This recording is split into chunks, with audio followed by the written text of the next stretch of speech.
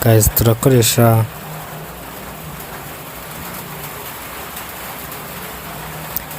mobile money. No kuvuga ngo icyo dukora turabanza tugakanda hano hejuru mbereka nanditse ngo peer to peer trading,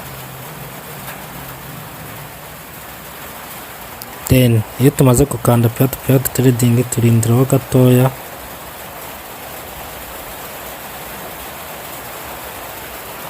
Then ngira ngo muri kubona ko hano idolari rihagaze 1,117.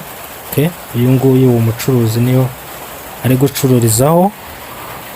Ikindi ni ukuvuga ngo igiciro kigenda gihindagurika bitewe nuko isoko rihagaze, bitewe n'uburyo isoko rihagaze kabisa, igiciro kigenda gihindagurika.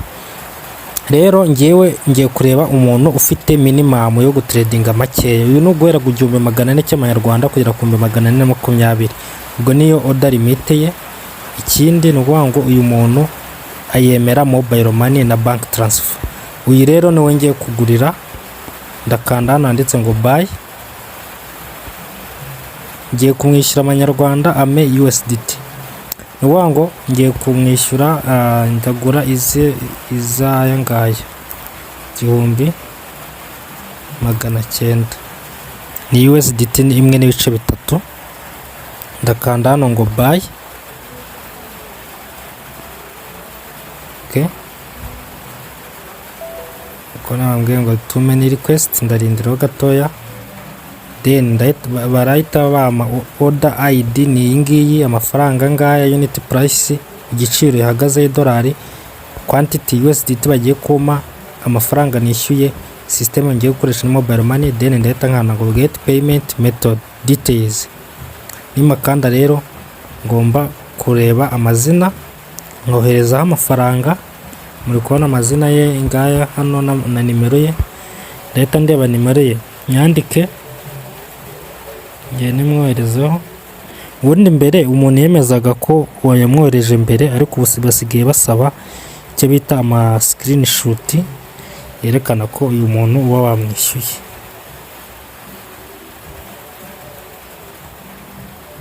Okay, and ndeba amazina 1,900.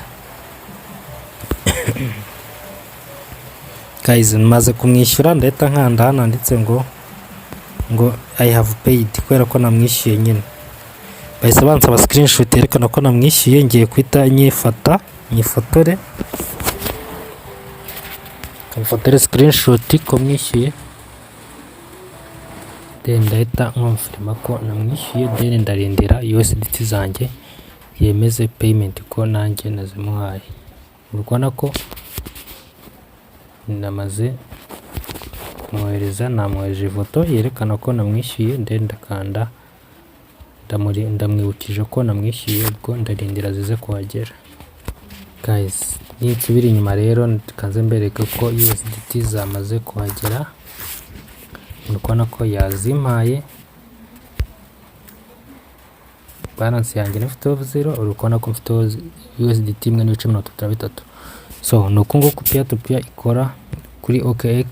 Then ndabaha link muri description. OKX igira amacoin menshi abaho listed, listingwaho. Ikindi ni exchange nziza kabisa, ni exchange nziza dukoresha cyane nyuma Binance. OKX rwose niyo exchange nziza ikurikiraho.